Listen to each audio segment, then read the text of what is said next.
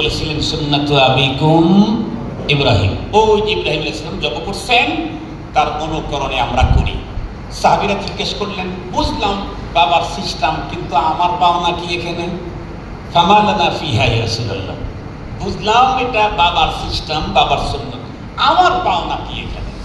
বলে, তোমার পাওনা হলো প্রতিটি পশুর প্রতিটি লোমের বিনিময়ে একটা করে নেকি। সাহাবায়ে কেরাম একটু খুলেই জিজ্ঞেস করলেন, ফাসুফু ইয়া রাসূলুল্লাহ, অন্য পশুর তুলনায় ভেড়ার শরীরে লোম কম না বেশি? এই জন্য জিজ্ঞেস করলেন, যদি ভেড়া দেওয়া হয়, নবীজি বললেন, নবী কুল্লি শারাতিন মিনাস সুফি হাসানা, ভেড়া দিলেও প্রতিটা লোমের বিনিময়ে একটা করে নেকি। শুধু কি এতটুকু, আরো কত নেকি নবী ইসলাম স্পষ্ট বলে দিয়েছেন। ইয়াউমে নাহার, ঈদুল আজহার দিনে আল্লাহর সন্তুষ্টি অর্জনে পশু কোরবানি করার চাইতে উত্তম কোনো আমল আল্লাহর কাছে নাই। নবীজি আরো কি বলেছেন, পশু জব করার পরে পশুর গলা আর জমিন কয় কিলোমিটার দূরে? আপনারা বুঝেন না আমার কথা? পশুর গলা আর জমিন কয় কিলোমিটার দূর হয়?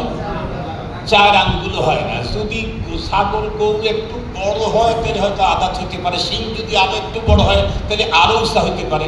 শিং তিন নাই, মগা টগা একটা দিছে, তো ওইটা তো ওটার ঘাড় তো জমিনের সাথে লেগেই আছে, ঘাড় জমিনের সাথে লেগেই আছে না?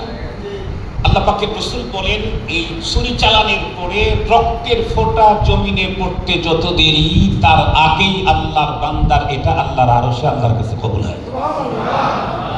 এটা অনেক কথা আছে, এগুলো আপনারা শুনছেন, শুনবেন। আমি শুধু একটা কথা বলে শেষ করে দিচ্ছি। আমি 50-এ বয়ান শুরু করছি, 50-এ শেষ হবে। বয়ান করতে চান ওইদিকে তাকায় আছে।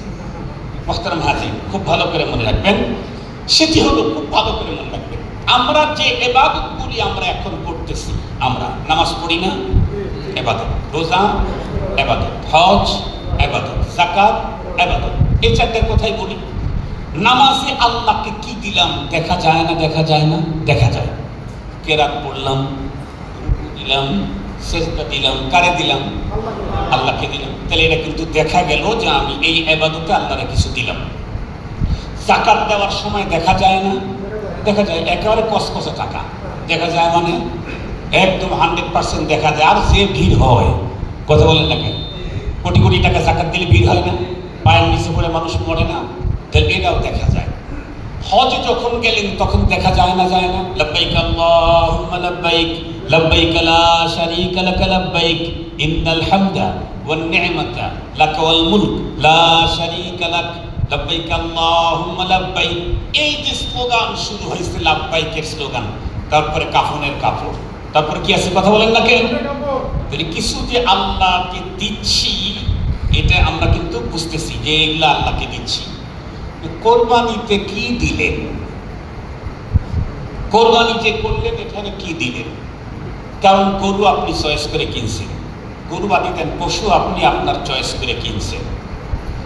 এরপরে সেই পশুটারে আবার জব করছেন আপনার সুবিধা মোতাবেক দিনে, মানে নির্ধারিত দিনের ভিতরেই যখন সুবিধা। কমি মাদ্রাসার হুজুর বাসায় লোকজন নাই, ঈদের দিন তো চামড়া কালেকশন করা লাগে, এই জন্য বলে তো আমারটা আগামীকালকে জব করবো। সিস্টেম আছে না? নাই? আছে। তাহলে আপনি আপনার মোটামুটি সুবিধা সম্মত সময় আপনিও জব করলেন। জব করার পরে গোস্ত, হাড্ডি, আল্লাহ রাসূল কিন্তু ঘোষণাই দিয়েছেন, লা ইয়ানালাল্লাহু লুহুমুহা ওয়ালা দিমাউহা ওয়ালাকিন ইয়ানালুহুত তাকওয়া মিনকুম। খুব ভালো করে বুঝবেন, আমার টার্গেট হলো ইন্নামা ইয়াতাকাব্বালুল্লাহু মিনাল মুত্তাকিন।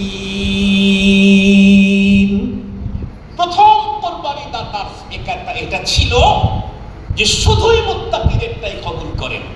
কিয়ামত পর্যন্ত যত মানুষ ইব্রাহিম পয়গম্বরের অনুকরণে পশু কোরবানি দিবে, রবের কাছে কিছুই বুঝবে না। এখানেও বুঝবে হলো লা ইয়ানালাল্লাহু লুহুমুহা ওয়ালা দিমাউহা ওয়ালাকিন ইয়ানালুহুত তাকওয়া।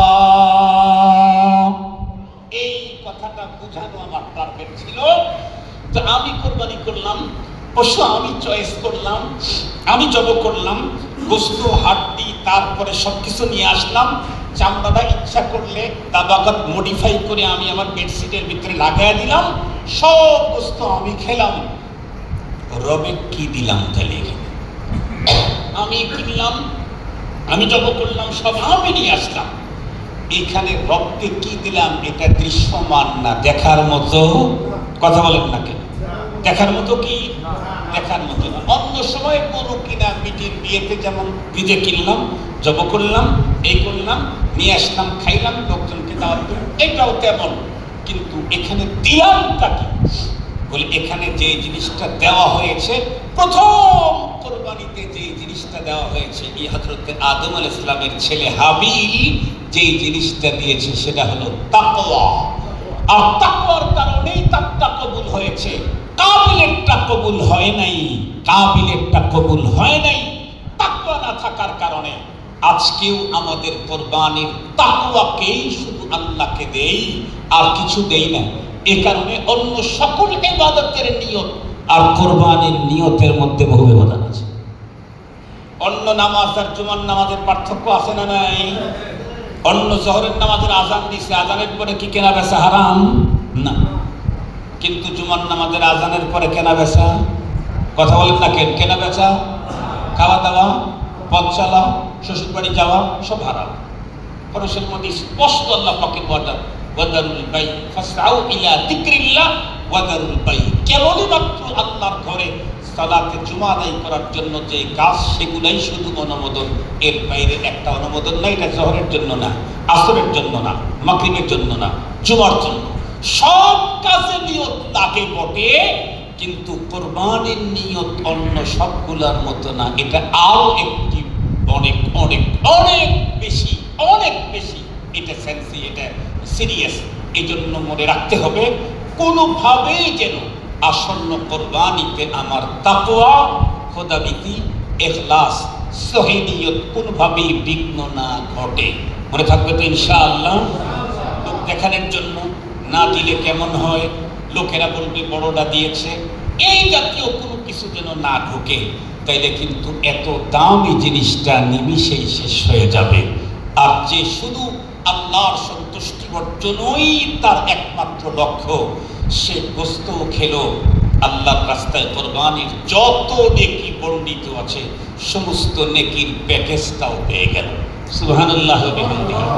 শুধুই নিয়তের প্রবলেমের কারণে ওই লোকটা গোস্ত তো ঠিকই খেলো, অথবা পুরাটা খাইলো না। এক ভাগ গ্রামের লোককে দিল, এক ভাগ আবার আত্মীয় স্বজনদেরকে দিল, 3 ভাগের 1 ভাগ খাইলো। তাকওয়া না